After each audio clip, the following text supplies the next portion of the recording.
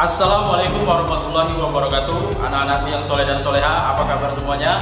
Jumpa lagi dengan saya, Bapak Andi Darmadi, guru Bahasa Indonesia SMA Islam Adi Medan. Nah, anak-anak, kita kali ini akan belajar Bahasa Indonesia yang tentu saja sangat mudah. Kenapa? Karena Bahasa Indonesia itu adalah bahasa negeri.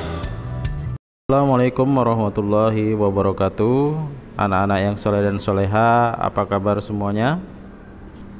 Tentunya sehat ya. Semoga senantiasa diberikan kesehatan oleh Allah Subhanahu wa taala, keluangan waktu sehingga kita dapat mengikuti pembelajaran demi pembelajaran dengan sebaik-baiknya, dan juga tentunya nanti menjawab post-test dengan nilai yang bagus.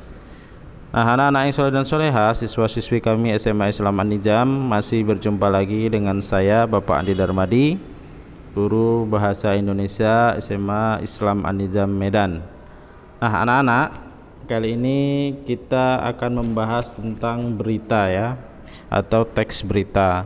Ini saya katakan adalah sebagai materi pengayaan.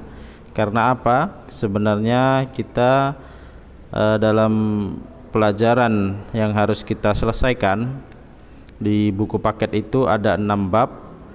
Sementara kita sudah menyelesaikan 4 bab dari 6 bab yang ada di buku. Kita sudah masuk ke novel sebagai bab keempat, dan kemarin kita sudah menyelesaikan teks editorial. Nah, ini kita jadikan sebagai materi pengayaan karena erat kaitannya dengan editorial, yaitu menulis berita ya. Jadi penulis berita tentu saja sudah pernah Ananda pelajari ketika dulu di bangku SMP ya, menulis berita atau teks berita. Nah, ini kita pilih untuk materi pengayaan karena alasan tadi ya, bahwa ini erat kaitannya dengan teks editorial. Baik, kenapa dalam editorial ada sifatnya, ada isu yang aktual, fenomenal, dan kontroversial. Nah, pada ciri kontroversial itu kan didapat dari suatu berita ya, atau biasa disebut dengan berita yang kontroversial. Nah, apa itu maksudnya berita yang kontroversial? Adalah berita yang mengandung perbedaan pendapat di masyarakat ya, ada kontroversi dia ya. Nah, perbedaan pendapat itu dapat menimbulkan polemik ataupun perdebatan kadang jika muncul di suatu surat kabar, berita di televisi ya.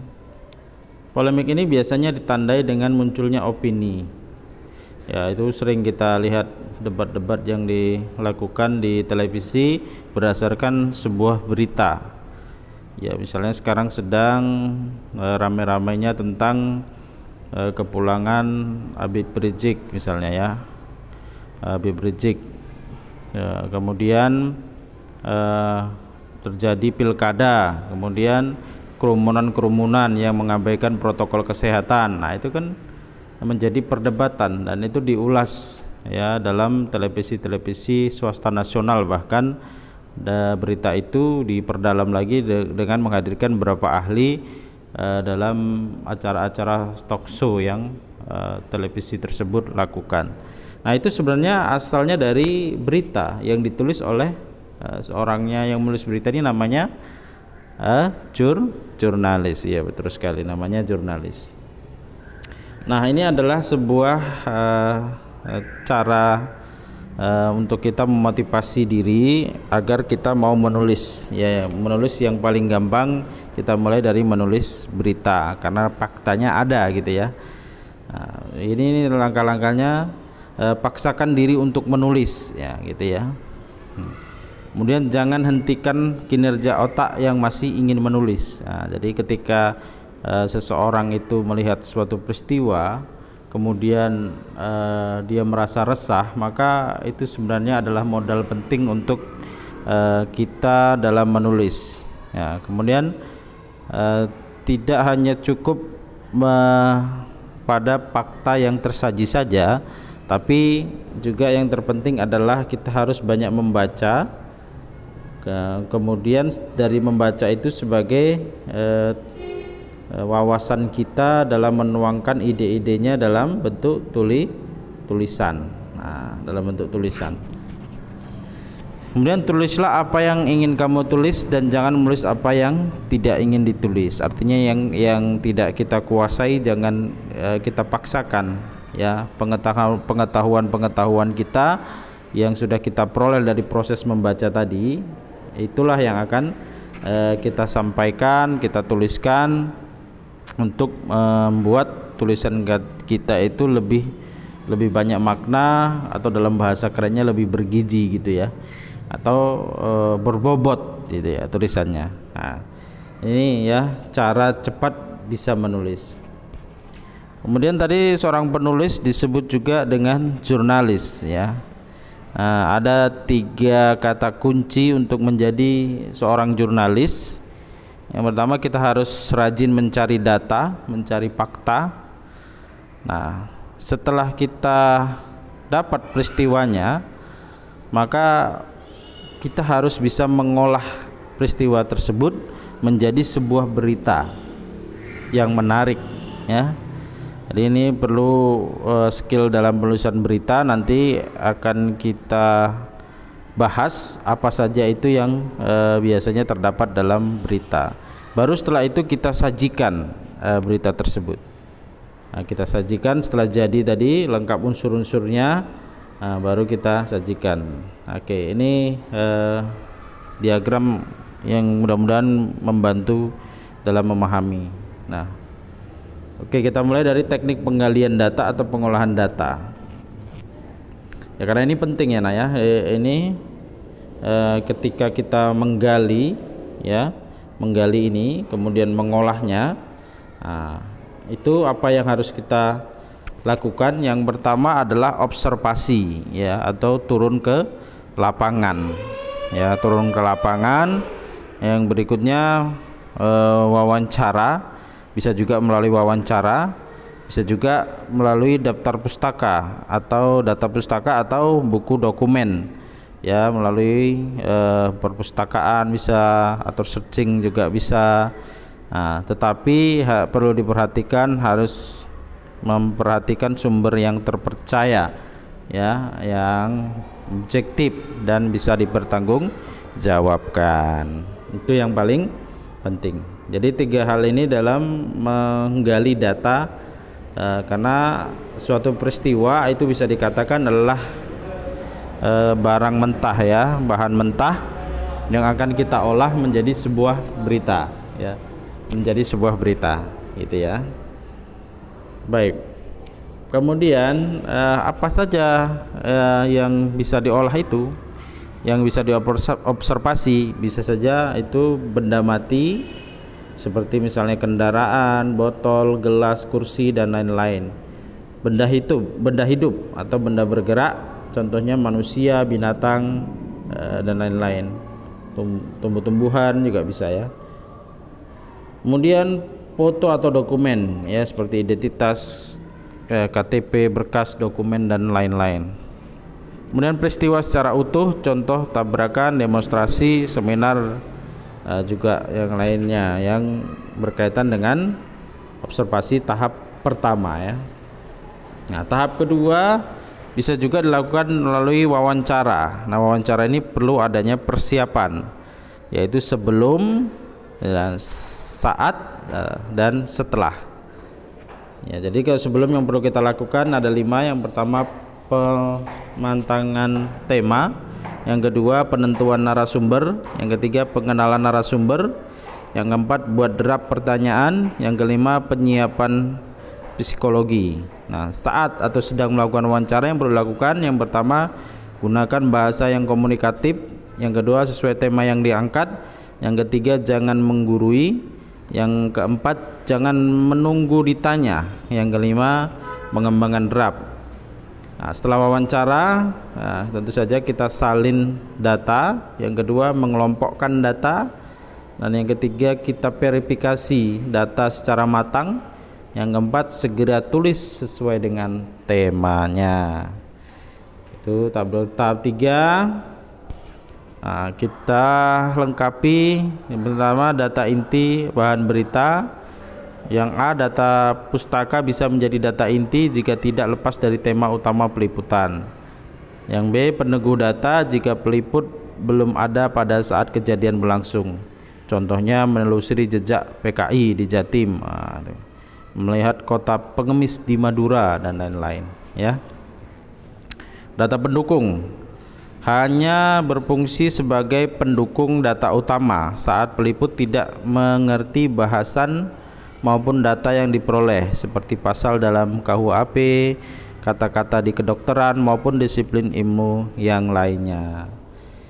Itu yang perlu kita lakukan. Nah, sekarang apa itu berita? Ya, apa itu berita?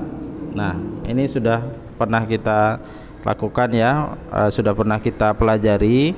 Ada yang disebut dengan berita, ada yang disebut dengan opini. Berita bersifat objektif, kalau opini itu bersifat subjektif. Dari dalam surat kabar itu kalau opini bentuknya bisa artikel, bisa kolom, bisa esai, tajuk rencana, atau disebut juga dengan yang kita pelajari kemarin editorial, resensi dan lain-lainnya. Itu adalah opini ya. Sementara berita itu straight news, depth news, feature, investigative news dan lain-lain. Apa itu straight news, depth news, feature, itu akan kita bahas di slide berikutnya. Nah, contoh objek berita, ada peristiwanya, ada kasusnya, ada fenomenanya. Ya seperti yang terlihat pada gambar kita ini ya, banjir yang terjadi di melanda kota ya, sehingga rumah-rumah penduduk itu tergenang. Bahkan dipakai untuk main-main sama anak-anak, main ban ini ya pada saat banjir. Nah, unsur dalam berita itu ada 5W plus 1H. Ini sudah sama kita ketahui. Ada what, peristiwa apa yang hendak diberitakan.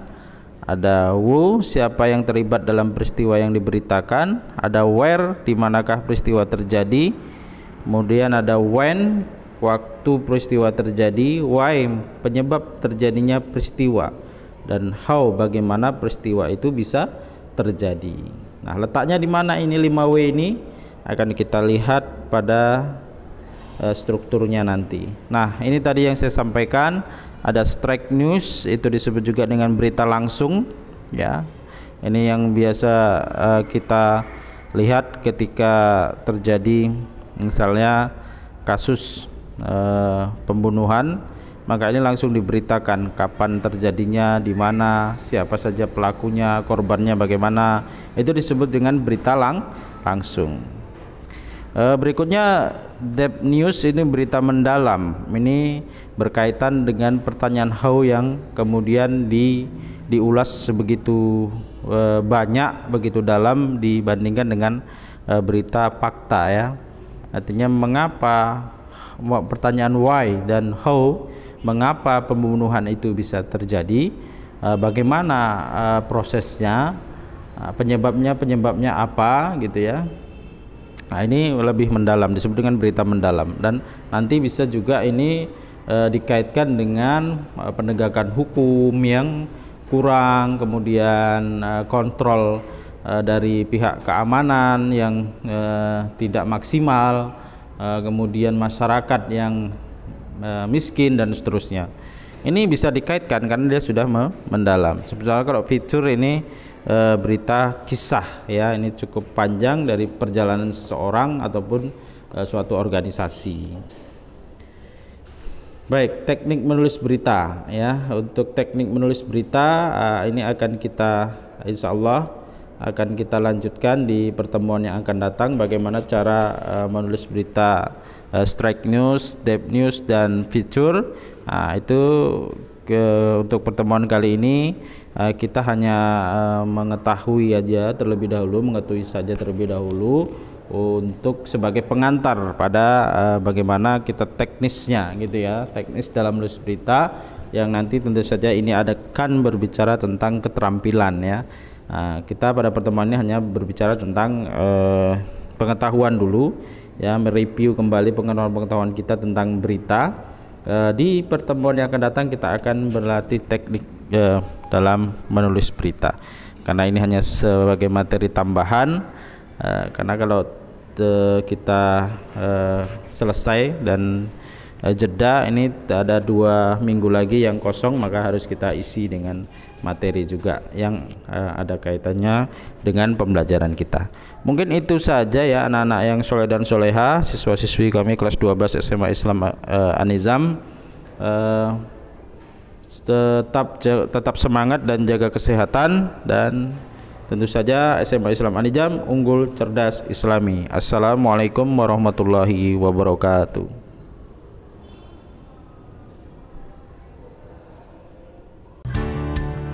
Alhamdulillah anak-anak, demikian pembelajaran kita pada hari ini. Sampai ketemu lagi pada video pembelajaran yang berikutnya. Jangan lupa like, comment, and share. SMA Islam An-Nizam, unggul, cerdas, islami. Assalamualaikum warahmatullahi wabarakatuh.